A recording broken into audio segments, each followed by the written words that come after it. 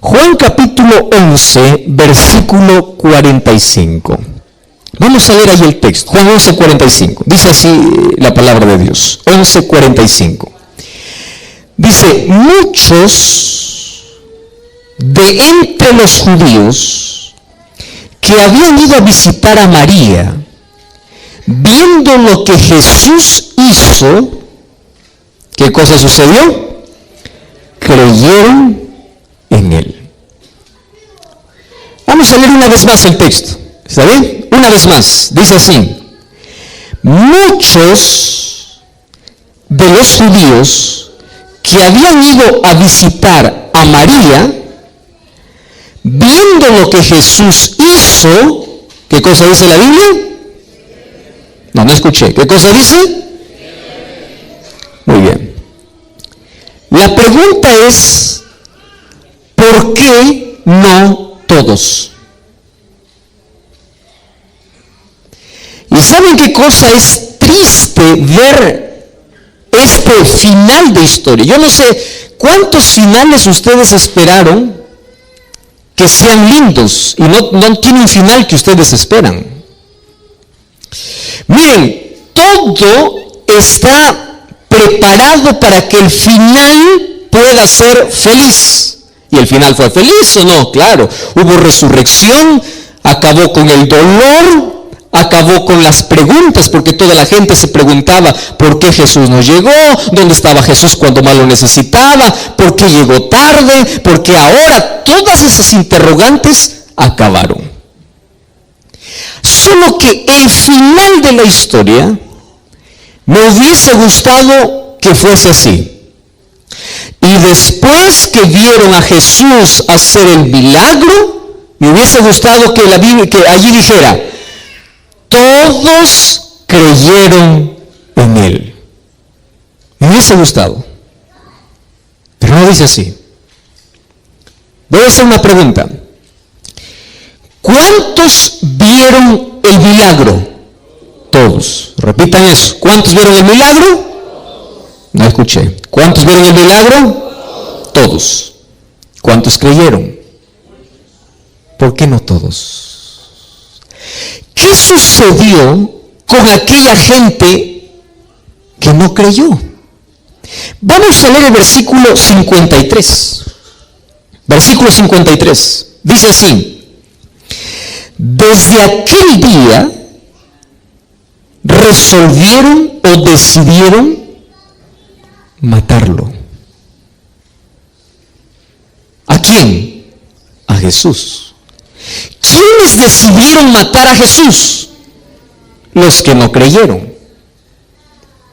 Porque aquellos que vieron el milagro y creyeron en Jesús, lo aceptaron como su libertador, lo aceptaron como el Mesías, lo aceptaron como el Hijo de Dios.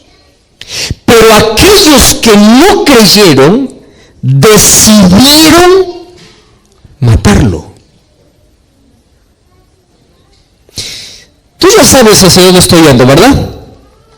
El asunto aquí es, ¿crees o no crees? Porque no hay nadie que dice, pastor, yo estoy en medio, a veces creo, a veces no creo. No, es simple. Aquellos que no creen forman parte del otro grupo que toman la decisión de matarlo. Claro, hoy voy a hablar de otras expresiones, pero en la historia bíblica el grupo estaba dividido. Y una de las cosas que a mí realmente me deja con ese sabor agrio, con ese sabor amargo, es que Dios crea todas las condiciones para que el ser humano se salve y aún así Él decide perderse. El ser humano. Dios hace milagros, te da vida, te da familia, te da trabajo, te restaura, te ofrece perdón, te ofrece salvación, extiende su mano, te dice yo quiero salir y tú dices no, yo quiero alcohol, yo quiero droga, yo quiero placer, yo quiero autodestrucción, yo quiero amargura, yo quiero fracaso, yo quiero dolor. Y el ser humano elige aquello que no le hace bien. Y aquí hay un viejo dicho que dice, ¿no? aquel que no quiere creer, aunque vea el mayor milagro, no cree. No cree. Y aquel que quiere creer, aunque no vea, cree. Tengo un ejemplo. Un día Jesús estaba pasando por Jericó. Y dice la Biblia que había 2 ciegos que le dijeron: Señor, Hijo de David, ten misericordia. Ojo, 2 ciegos reconocían a Jesús como el Mesías. Ciegos. Y aquellos que veían milagros, poder, vieron tantas cosas, no lo querían aceptar como el Mesías. Porque aquel que no quiere creer, no importa cuántas cosas pueda haber, no cree. Ahora, muchos creyeron. Me llama la atención esto. Muchos creyeron. ¿Y por qué no todos? Y yo quiero a propósito ahora volver 10 versículos atrás. Vamos al versículo 35. Ustedes se acuerdan que yo estaba con una deuda desde hace 2 noches. Yo les dije que esta última noche iba a dar la respuesta a un interrogante que yo siempre tuve. Versículo 35 de San Juan capítulo 11. Juan capítulo 11, versículo 35. Vamos a leer el 45 primero, ahora el 35. Dice así, es uno de los textos más cortos de la Biblia. Tanto así que algunos ni siquiera necesitan ayudar. ¿Qué cosa dice el texto? Jesús lloró. Muy bien, hoy voy a dar la respuesta entonces. ¿Por qué lloró Jesús? ¿No crees que Jesús lloró? Porque ahí estaba Lázaro muerto, estaba detrás de una piedra, estaba con el cuerpo descompuesto. ¿Por qué iba a llorar si sabía que iba a resucitar? Tú no lloras cuando sabes que hay solución. Las lágrimas del ser humano es la muestra o de una emoción fuerte, o de una desesperación, o de una angustia que el ser humano enfrenta al ver que todo acabó. Al ver que es impotente, al ver que no puede. Y el ser humano desahoga y llora. Y ahora dice, Jesús lloró, solo que no nos explica el porqué. Y el evangelista empieza a avanzar con la historia. Ahí Juan continúa escribiendo su libro y dice, Jesús lloró, punto. Y de allí continúa con la historia. De ahí le dice, quita la piedra. De ahí le dice, Lázaro, sal. Y de allí continúa con la historia. Y termina allí diciendo, entonces muchos creyeron, pero otros decidieron matarlo. Ahora tiene explicación y respuesta las lágrimas de Jesús. ¿Por qué lloró? Porque él hizo todo, escúchame esta palabra, todo, para que la gente pueda creer. Lo mismo hoy. Jesús hizo todo para que tú puedas salvarte, todo. Pero la gente no quiere creer. Si hay algo que lastima tanto el corazón de Jesús, es la indiferencia, la soberbia, la terquedad, la rebeldía. Tú ya escuchaste acerca de un amor no correspondido. ¿Qué es un amor no correspondido? Donde una persona hace todo, absolutamente todo, y hasta lo imposible para que la otra persona también responda a ese amor. Pero no responde. Hiere. ¿Y tú sabes cuál es el amor menos correspondido en este planeta? Es el amor de Dios para el hombre y la respuesta del hombre para Dios. Hace todo. Pero algunos creen y otros lo condenan. La pregunta es, ¿qué hace que una persona crea y otro le condene? ¿Qué hace que pueda existir esos dos grupos? La respuesta es obvia.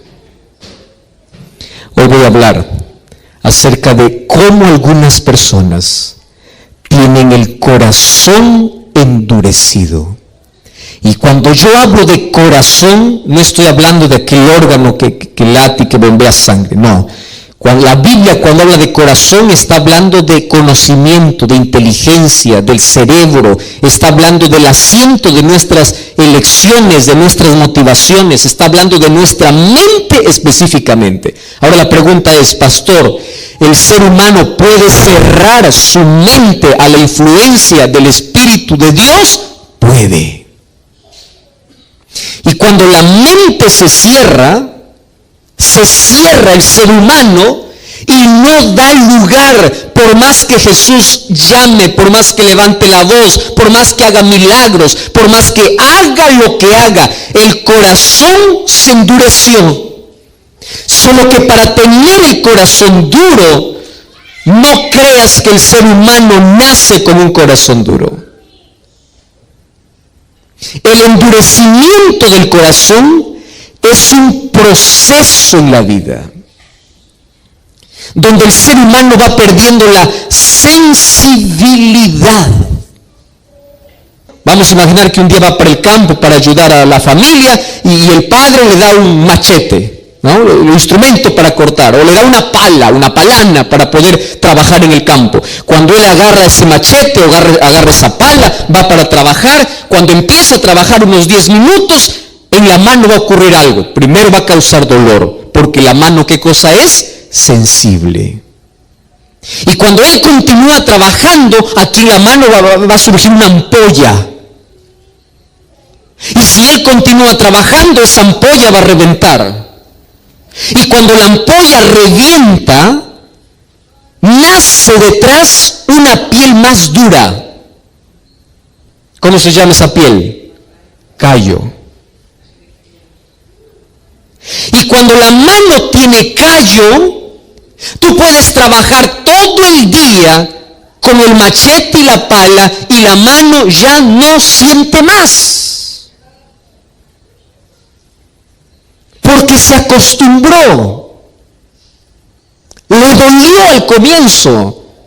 Pero fue un proceso donde a pesar del dolor continuó insistiendo con la pala. Es solamente una ilustración. En la vida del ser humano es así. Cuando yo me reúno, por ejemplo, con unos muchachos de 8, 9, 10, 11, 12 años. Yo ya hice algunas campañas para menores hace algún tiempo. Me encanta hablar también para niños y contar las historias.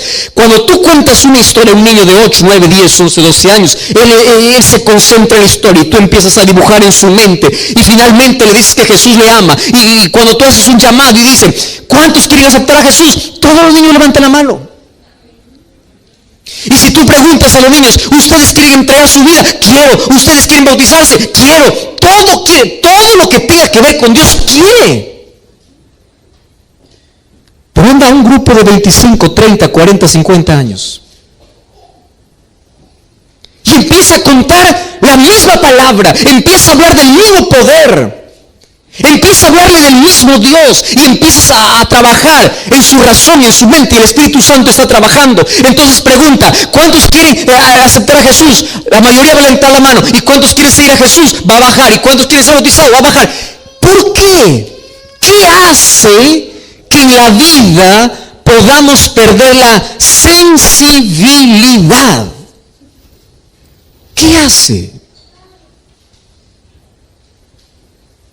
Hay algunos que pueden decir así, pastor, insensibles pueden ser aquellos que han navegado en las aguas oscuras de la vida. Insensible es un homicida, insensible es un violador, insensible es un ladrón, insensible es una persona que se hundió en el pecado. ¿Te digo una cosa?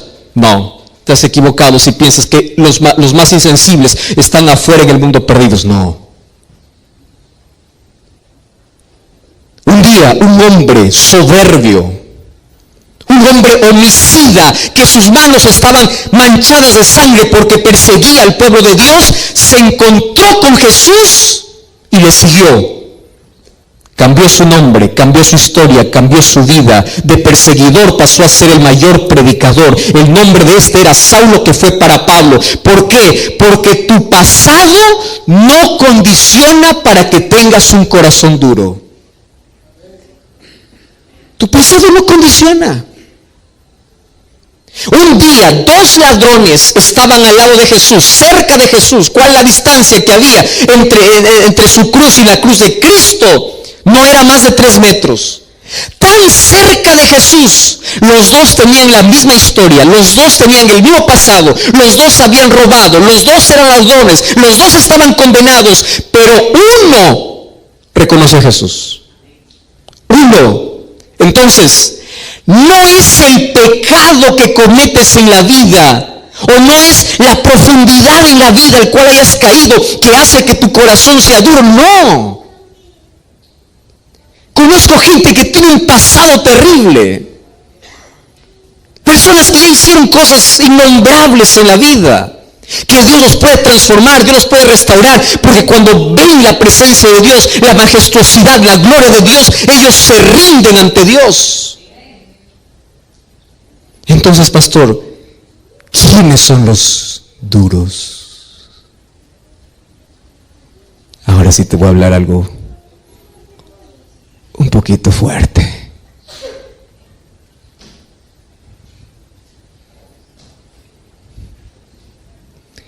¿Sabes quiénes son los que tienen el corazón más endurecido?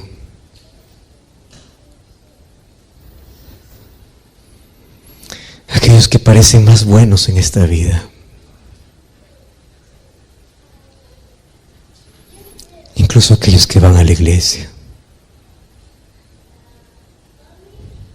¿Tú sabes quiénes eran los judíos?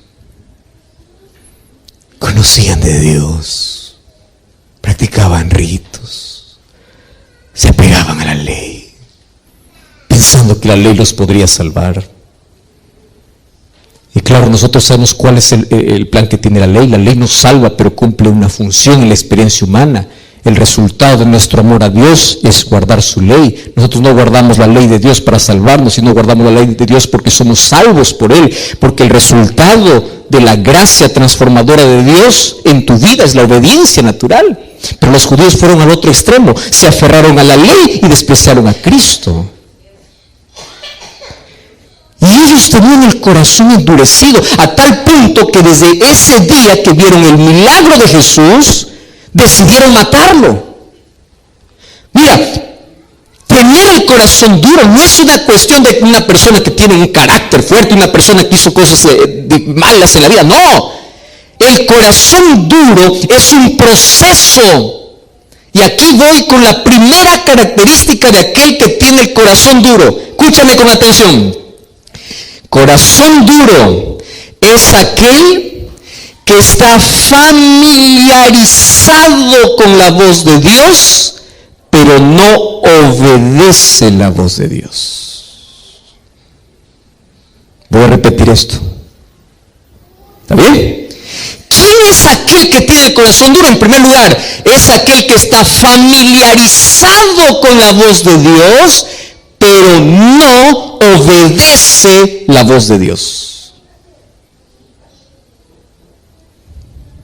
Y yo aquí estoy hablando para alguien que conoce tanto de Dios, creció en un hogar cristiano, su familia es cristiana, conoce de la Biblia, para una persona que tiene todos los principios en la mente, para una persona que tiene conciencia de Dios, para una persona que conoce tanto para salvarse, pero no se rinde. Y sabes que esa persona puede llegar a endurecer su corazón. ¿Sabes por qué? Porque pierde la sensibilidad. La primera vez que escucha dice: pastor, me encanta, quiero entregar mi vida a Dios, pero todavía no, la próxima vez, ahora no, después, y va jugando con la voz de Dios, hasta que un día escucha lo mismo, el Espíritu Santo sigue trabajando, pero no siente más. ¿Quieres ponerte un ejemplo? Vamos a la Biblia. Éxodo. Queridos, vamos a Éxodo capítulo 10. ¿Sabes que el libro de Éxodo habla sobre la historia de un hombre que endureció su corazón? Y ahora te voy a explicar por qué a veces en la Biblia o aquí en el libro de Éxodo dice que Dios endureció el corazón. ¿Fue Dios que endureció o fue el que se endureció? Vamos a Éxodo capítulo 10. Mira, ven. Cuenta la historia de uno de los gobernantes de aquel imperio que oprimió al pueblo de Israel, al pueblo de Dios, fue Faraón. Tú conoces toda la historia, su rebeldía y todo. Pero me llama la atención 3 versículos. Éxodo 10, versículo 3. Mira lo que dice la Biblia. Éxodo 10, 3. Presentándose Moisés y Aarón delante de Faraón, le dijeron, escúchame lo que dice la Biblia. Así dice el Señor. ¿Qué cosa le dice el Señor? ¿Hasta cuándo? ¿Comprendes esta pregunta? ¿Hasta cuándo vas a rechazar de humillarte delante de Dios? Deja ir a mi pueblo para que me sirva. Pregunto, ¿Faraón escuchaba la voz de Dios? Escuchaba. Moisés y Aarón iban en el nombre de Dios. Y aquí Dios mismo le dice a Faraón, Faraón, dime, ¿hasta cuándo? Ya, vamos a ir vamos un poquito más adelante. Versículo 16. Miren lo que dice. Entonces se apresuró Faraón en llamar a Moisés y a Aarón y les dijo, pequé contra el Señor vuestro Dios y contra vosotros. ¿Qué les parece ese texto? Es lindo como parecer un amén, ¿verdad? Finalmente uno dice, amén, finalmente el Faraón se arrepintió. Él está reconociendo que ha pecado contra Dios. Y viene el versículo 17. Ahora pues yo les pido que me perdonen por mi pecado esta vez y que ustedes oren al Señor vuestro Dios y quite de mí esta plaga. ¿No les parece un reconocimiento interesante? Sí, ¿verdad? Y puedo decir, wow, amén, aleluya, el Faraón se arrepintió. Me leo un poquito más abajo. Versículo 20. Y el Señor endureció el corazón de Faraón y no dejó ir a los hijos de Israel. Pastor, pero aquí dice que Dios lo hizo. Préstame atención acá. Esta es una de las discusiones para muchas personas. Dice, Dios lo endureció. No, espera un momento acá. El amor de Dios, la misericordia de Dios, la gracia de Dios, los milagros de Dios funcionan así. Voy a tomar la misma historia que hemos leído de Lázaro. ¿Quién hizo que algunos creyesen y otros no creyesen después de haber visto el milagro? ¿Eso fue decisión divina o decisión humana? Humana. Porque Dios te dio libertad. Ahora, ¿por qué dice aquí Dios endureció el corazón? Vamos a ir por partes. El amor de Dios es como el fuego o es como el sol. Voy a tomar las dos ilustraciones. Cuando tú colocas fuego y colocas una olla de agua hirviendo y tú colocas allí una papa, escúchame aquí con atención, colocas una papa a una olla de agua hirviendo, dentro de 5 a 10 minutos, ¿cómo está la papa? Blanda. ¿Cómo entró? Duro. ¿Cómo salió? ¿Qué hizo? ¿Quién hizo eso? El fuego. Si tú traes un huevo frágil, ¿verdad? Colocas al mismo fuego donde la papa se deshizo, ¿qué sucede con el huevo? Se endurece. Pero tú puedes decir, es el mismo fuego. Es el mismo fuego. El sol puede derretir la cera, o puede endurecer la arcilla. Y el ser humano es así. El mismo milagro, algunos les puede endurecer y a otros hacer creer, pero no es un asunto de Dios, es asunto de elección humana. Y fíjate lo que sucede con esa historia. ¿Qué sucede con Faraón? Faraón dice, está bien, yo pequé, ahora reconozco, está bien, quítame por favor esta plaga, me está molestando. Ahora, ¿qué sucedía? Quitaba la plaga y nuevamente se endurecía. Muchos tienen el corazón de Faraón. ¿Sabes cuál es el corazón de Faraón? Aprenden a jugar con Dios. ¿Por qué? Porque solamente buscan a Dios en la necesidad. Pasa la necesidad y dan la espalda a Dios. Tú ya viste una persona que está en problemas, por favor, oren por mí, una persona que tiene a alguien enfermo, una persona que está enferma, ore por mí y yo después voy a servir al Señor. Esa persona se sana y vuelve a su vida. ¿Quieres un ejemplo más claro? Yo no sé cómo aquí reaccionan, pero allá, por ejemplo, he estado ya en varios países.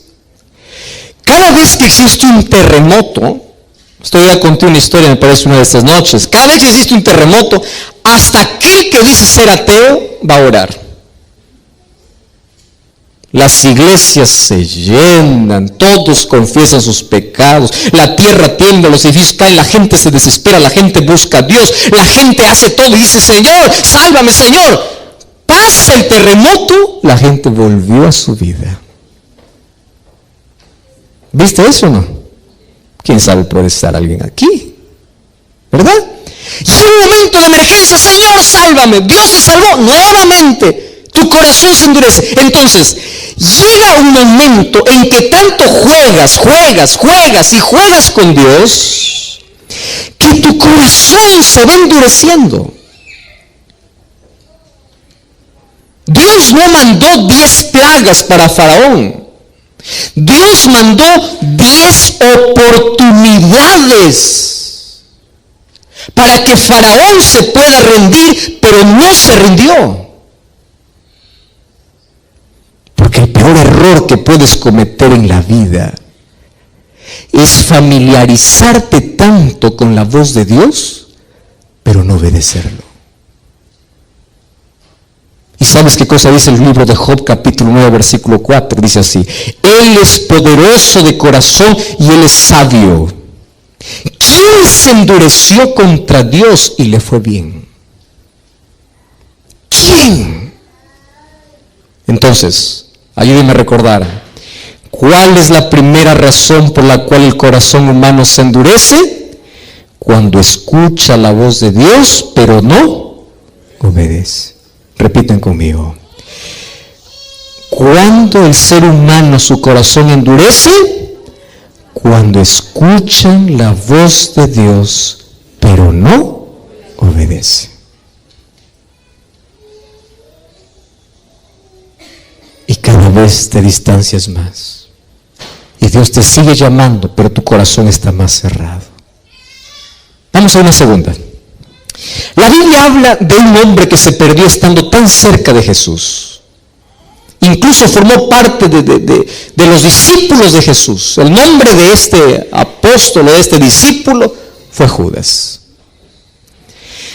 Hablar de Judas es hablar de un hombre tan extraordinario. Ustedes saben que de los 12 discípulos que Jesús tenía, el hombre más brillante, más educado, el hombre más, podríamos llamar con mejor coeficiente intelectual, el de mejor reputación, tanto así que los discípulos depositaron su confianza para hacerlo tesorero. Los ojos de todos los discípulos, cuando hablaban de una persona brillante entre el grupo, era Judas. Si alguien decía, los discípulos de Jesús son una tira de ignorantes, alguien decía, cállate porque ahí está Judas.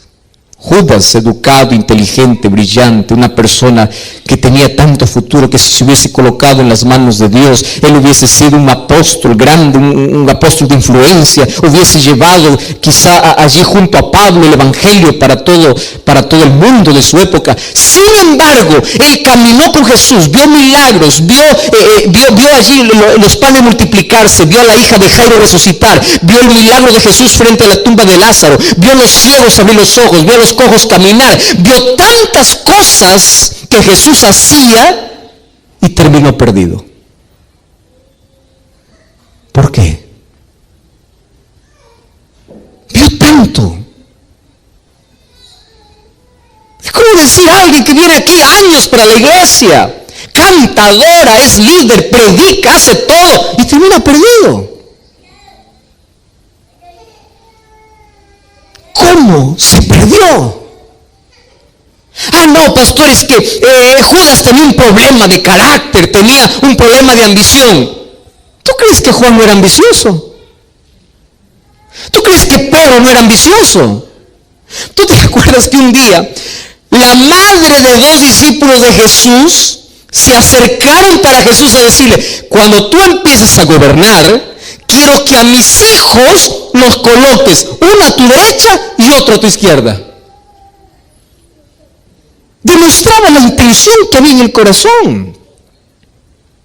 Ahora, tú ves la vida de Pedro, un hombre del cual ya se habló mucho, ¿verdad? Cuando fue para la presencia de Jesús, era el que más interrumpía, el que más hablaba. No era solamente el que más hablaba, a veces hacía quedar mal. Era un hombre que no tenía control, no tenía dominio. ¿Tú crees que los discípulos de Jesús eran perfectos y Judas se perdió por imperfecto? No, todos eran imperfectos. Todos eran orgullosos, todos eran egoístas, todos eran ambiciosos. La pregunta es, si todos eran orgullosos, egoístas y ambiciosos, ¿por qué uno se perdió? Corazón. No te voy a esa palabra, corazón. Lo que te voy a decir ahora, yo quiero que lo grabes allí, lo escribas en tu mente. El pecado no es un problema para Dios, porque Dios te puede limpiar de todo pecado. Por eso Él dice: si tus pecados fueran como la grana, como la nieve, serán emblanquecidos. Pero ven, es decir, la mancha de egoísmo, de orgullo, de pecado en la experiencia humana no es un problema para Dios, porque por eso Jesús vino, para morir por nuestro pecado. El problema no es ser pecador. ¿Sabes cuál es el problema? Aferrarse al pecado. El problema es saber que tú tienes una herida y no quieres tomar la medicina. Todos eran ambiciosos, todos eran orgullosos, todos eran pecadores, pero todos se rindieron a Dios y Jesús fue transformando el carácter de uno a uno. Y mira ese pescador Pedro en el grande predicador, mira ese Juan hijo del trueno en el discípulo del amor, mira ese Tomás incrédulo ahora proclamando quién es Jesús, mira a todos esos discípulos transformados. ¿Qué pasó con Judas? Judas se aferró donde no debía aferrarse. Es decir, nunca se rindió.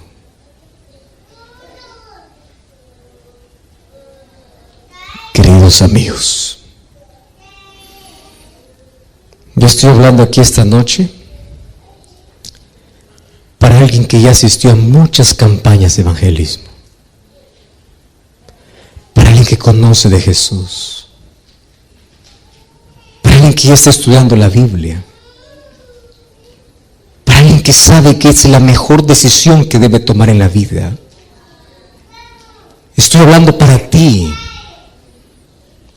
que decidiste decidiste dejar el seno del Padre por andar allí en la inmundicia del mundo y hoy descubres que no eres feliz allá, pero te da miedo regresar, porque te da miedo que los hermanos de la iglesia te miren indiferente, te da miedo que Jesús no perdone tus pecados. Déjame decirte una cosa, vuelve, ven a Cristo. El problema para Dios no es tu pasado, porque Él puede arrancar las páginas más oscuras de tu vida. El problema no es que tu vida esté destruida por el pecado, porque Dios lo puede construir para su reino. El problema es que tú no quieras, es que tú no sueltes aquello que tienes que soltar, es que tú no decidas hoy volver. Es que escuches tanto la voz de Dios, te acostumbres a escuchar y a escuchar tantos llamados, pero no estás dispuesto a ir y a rendirte delante de Dios. Ese es el problema. ¿Cómo se endurece el corazón? La segunda razón es cuando tú te aferras donde no tienes que aferrarte. No te aferres al pecado, aférrate a Cristo. Él puede transformar tu historia,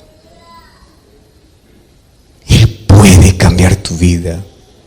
Por eso la invitación de Jesús es así: si oyeres hoy su voz, no endurezcáis vuestros corazones. ¿Tú sabes por qué en la Biblia no existe mañana? Porque el mañana es un misterio que no sabes si lo vivirás. Apocalipsis 3:20 dice así: he aquí estoy, no dice estaré. ¿Qué cosa dice? Estoy. Porque la salvación en la Biblia es un llamado urgente y presente. Esta noche tengo una pregunta para ti. Y la pregunta es: después de haber visto tantos milagros en la vida, ¿cuál es tu actitud? ¿Creer o condenar? Esa respuesta lo tienes tú. Si hay una de las cosas que más me entristece, es imaginar el rostro de Cristo bañado en lágrimas, donde Él hace todo, absolutamente todo para salvarte, pero tú eliges perderte. Si tú eres padre, vas a comprender por lo menos un poquito qué significa llorarle a un hijo para que cambie y él no cambia.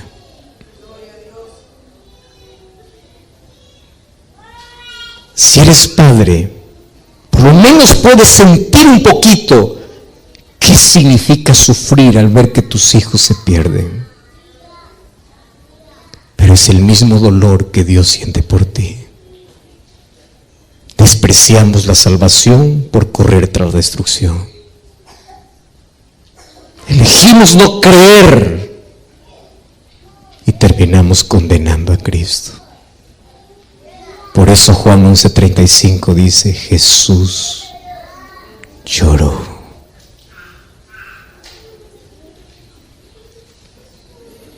Hace algún tiempo escuché una historia de un muchachito que vivía en una de las tribus allá en el África, muy pobre. Pobre. No tenía ninguna comodidad, vivía casi en la intemperie. Y allí un día llegó hasta una de esas tribus un misionero, un pastor. Empezó a hacer una campaña, le gustó tanto al ver de que los niños se reunían y le llamó tanto la atención allí Un morenito que siempre estaba adelante, tratando de cantar, tratando de entender todo lo que este pastor, este misionero decía. Hasta que un día le dice, mira, a mí me gustaría que tú puedas venir conmigo, yo te puedo dar educación, yo te puedo dar todo. Y él le dice, pues puede hablar con mis padres. Fueron a hablar con los padres y los padres dijeron, nosotros no tenemos cómo sustentar a este niño, si usted quiere puede llevarlo. Sin embargo, él es nuestro hijo, lo amamos mucho, mas también queremos su bienestar. Aquel misionero tomó al niño y lo trasladó hacia una ciudad, le dio educación, el niño fue creciendo, tenía un buen coeficiente intelectual, era inteligente, empezó a aprobar todos los cursos. Un día fue creciendo y a medida que fue creciendo y viendo tantas comodidades a su alrededor, empezó a olvidarse también de su familia. Y después de algunos años él escribe una carta y él ya tiene una novia, y una novia donde él había dicho, mira, yo vengo de mayores comodidades, donde él se avergonzaba en sí de su origen, y él hacía creer a todo el mundo de que él venía de una familia muy acomodada. Un día envió una carta allí para sus padres y allí les dice, miren, yo me voy a graduar, yo voy a ser un maestro. Y los padres, como no sabían ni leer, buscaron un intérprete al ver de que allí leía la madre, o la madre le dice allí a su esposo, el esposo le dice al esposo, yo necesito ir a ver a mi hijo. Va a celebrar uno de los mayores logros en su vida, es nuestro orgullo, nuestro hijo. Y el esposo le dice, pero no tenemos dinero y tienes que viajar. Dice, no importa, yo voy a hacer un sacrificio, ustedes saben el amor de madre. Agarró allí, o tomó el primer día, fue allí de camino durante todo el día, solamente con una cantinflora de agua. Y allí tuvo que atravesar aquel desierto y débil llegó hasta otro lugar donde alguien le ofreció un servicio de caminar por aquel desierto en un camello, en un animal, un animal para que pueda llevarlo hasta la ciudad. Y fueron 2 días casi de agonía bajo ese sol caliente, bajo aquella arena que hierve, y a la distancia pudo divisar la ciudad. Y allí el poco dinerito que había juntado durante toda su vida, lo colocó allí en su seno la madre y dijo, lo primero que voy a hacer cuando vea a mi hijo es correr, es abrazarle, no lo vi tanto tiempo, y yo lo amo, no pude darle lo mejor, pero yo lo amo. Y le voy a decir que siempre lo extrañé, siempre lo amé. Y cuando llegó allí, ella averiguó dónde estaba la universidad. Entonces tú puedes imaginar la madre cómo estaba, ¿verdad? Andrajosa, no tenía un zapato, estaba descalza, estaba con un vestido, no ni siquiera un vestido, ¿verdad? Era pocas ropas que tenía por la miseria donde ella vivía. Y de pronto cuando llegó a la universidad, allí este muchacho vio que en la distancia se aproximaba alguien que parecía ser de su tribu. Y aquel día era el día de graduación. Y aquel día fue donde todos tenían que celebrar. Y él era uno de los alumnos más brillantes. Y él se fue, se escondió y dijo, yo hoy día no voy a salir, hasta que el rector se dio cuenta de todo eso. Y en aquel día donde estaban entregando los diplomas para todos, en aquel día le dicen a este muchacho, nosotros tenemos una sorpresa para ti.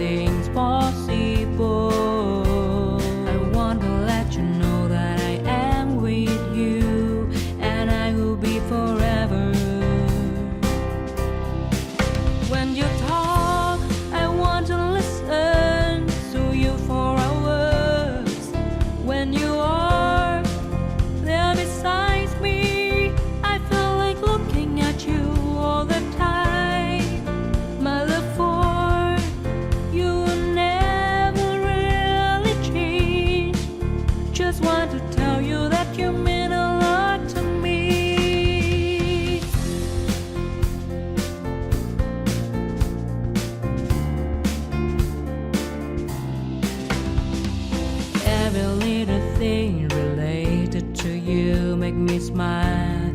I know you ought to